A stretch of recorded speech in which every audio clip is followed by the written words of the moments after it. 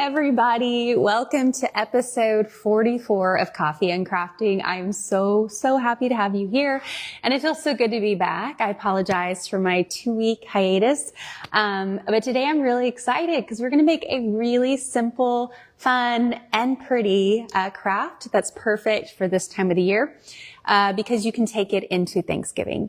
And it's just really simple and beautiful. And I do not have a final one to show you because I actually gifted it to my friend. And so today we're just going to start from scratch. But I promise you're going to love the end result because, like I said, it's not only pretty, but it's very simple to make and it's really fun to make. Before we get started, I wanted to let you know that if you have any questions about today's tutorial, as far as what supplies I'm using, I've linked them in the description below, so you can check that out. And if you ever have any questions, my messages are always open. You can message me here on Facebook, or if you're watching this on YouTube, you can email me, elizabeth@countrypne.com. I'm happy to answer any questions you may have. So thank you so much for being here. I'm so excited to craft with you today. This is episode 44 of Coffee and Crafting, and we're making a pressed flower pumpkin. Okay, the first things first is you're going to need a pumpkin. So this is a faux pumpkin, but you can honestly use a real pumpkin if you'd like. And the only thing is it's not going to last more than one season, just keeping that in mind. But that's still a beautiful way to dress up your tablescape for Thanksgiving. Okay, so I'm using a faux pumpkin today because I want mine to last year after year. And then you're going to need some pressed flowers. So, true story. I have tried to press flowers. I just cannot get it right. They always seem to mold on me. So if any of you have any special tips or tricks, I'd love to hear them. So honestly, I just buy mine from Amazon or your local craft store. They are very inexpensive and they're really good quality. They're super vibrant, super beautiful colors. So you're going to need some pressed flowers. And you're also going to need some Mod Podge, which I thought I pulled, but I didn't. So I'm going to go grab that real quick. And then you're also going to need some gold paint, as well as 2 paint brushes, one for the paint and one for the Mod Podge. And then that's honestly it. Oh, the last thing that you might need is some tweezers. I use them when I'm working with this because these flowers are very delicate. So it really helps with the application process. So let me go get my Mod Podge and then we can get started. One moment. Okay, so I'm back. So I've got my Mod Podge. This is a matte Mod Podge, and believe it or not, I got it from Dollar Tree. They sell it there, but you can use a gloss finish, whatever you want. Again, I'm using a matte Mod Podge for today's project. Okay, and I honestly like this small applicator because you just unscrew the top and you can dip your paintbrush in there because you don't need a whole lot of Mod Podge with this project. Okay, so we're going to get started by pulling out our pressed flowers, or if you press them yourself, which I do want to try a different method because mine just didn't work.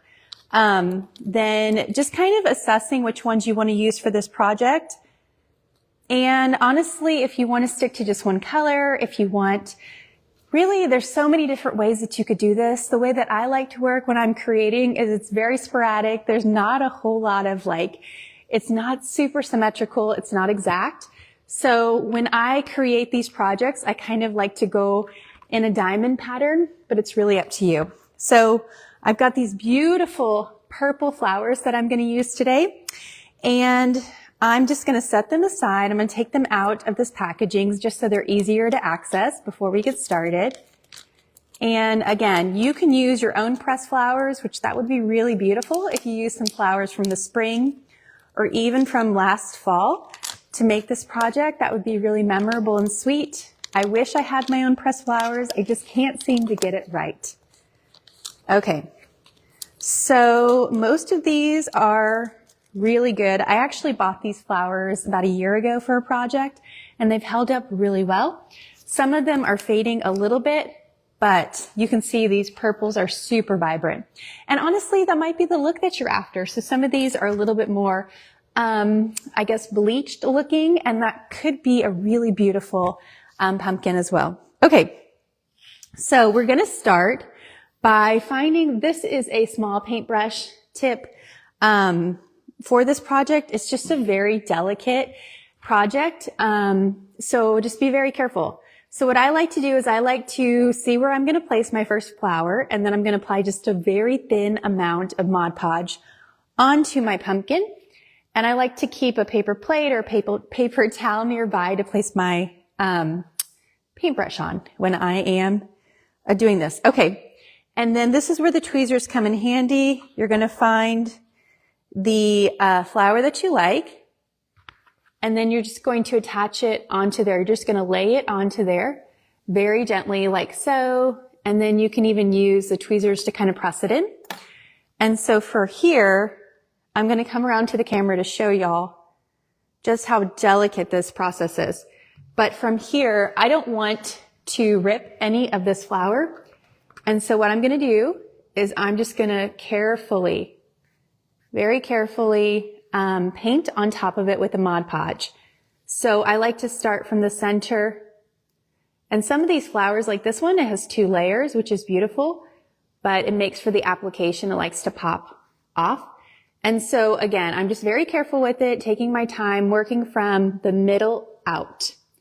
And that allows for you to have a beautiful, seamless fit there. So I'm going to add a little bit more Mod Podge so you can kind of see, but I'm not applying a whole lot of Mod Podge. And I'm doing this because, again, I don't want to rip these flowers. These are super delicate. But at the end, I'm going to apply an entire coat of Mod Podge. You can do like a spray Mod Podge, or you can paint it on like I do. Okay? So that's how you attach it. It's very, very simple. And then you're just going to do that one flower by one flower. I was even thinking it could be really fun to piece them together and do like a floral bouquet at the bottom. I think that could be really cool, where you put like clusters together and then you kind of draw some beautiful stems or leaves. But for today, we're just going to add them carefully around. So I like this really beautiful, almost translucent one. So the next step for this, I like to work on the top and then I kind of go around the bottom. And so, it's helpful for me to do work in quarters. So we're going to do the other one right here. I'm just going to eyeball it, but if you want, you can easily, measure it. So I just applied a little bit of Mod Podge. See, and I busted this one already. And so you can piece it back together if you want, or you can just start with another flower. So you can see it kind of tore off, but that's okay because you can't really tell. And so again, I'm just painting from the center out. I'd love to know, let me know in the comments below if any of y'all have ever tried this technique. It's very simple. It's very fun. Okay, I'm just going to keep working around this pumpkin, applying just a touch of Mod Podge, a thin layer. And then I'm going to attach the flower onto that. And I like doing this craft now because it works perfect for Halloween, but it also is actually really good for fall. I could see this. You could have this matching your china that you use for Thanksgiving. How beautiful would that be? Can match your china color palette for your tablescape. It's just really fun. And so I'm just going to keep adding these beautiful flowers around. Here you can see I'm only using purple because that's what I have pulled out, but you can use whatever you want. My first one was very colorful. You can actually see it because I posted it today as a reel. Here on Facebook and YouTube, you can see it. So again, you're just very careful, very gentle because these flowers are very delicate. They can break really easily, and we don't want that. Okay. So you've got the 4 flowers, and then what I like to do, just to make it easy on myself, because honestly I'm not great at measuring things, is that I will take these 2 and then I'll find the center down below.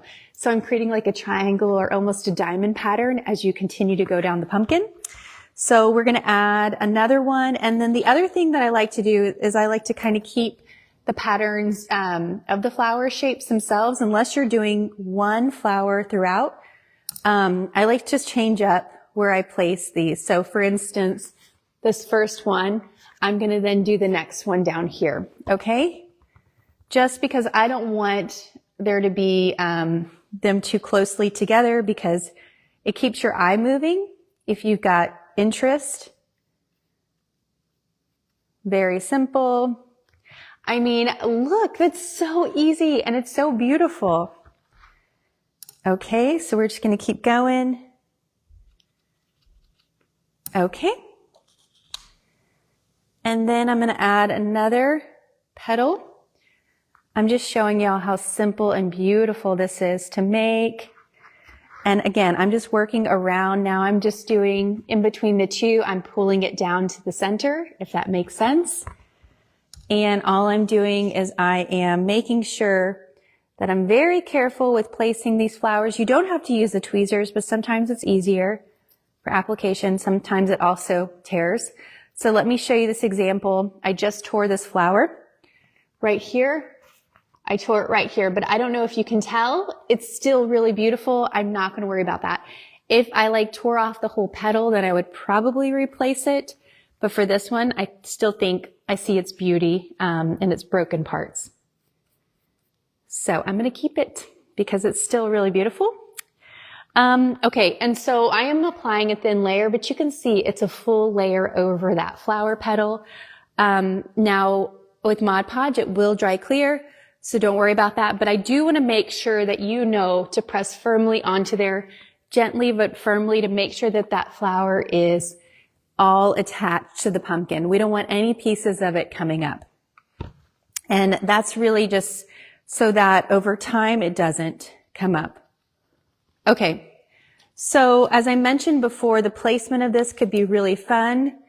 You could cluster these flowers together if you'd like. You could also, I'm going to show you another fun technique that you could do.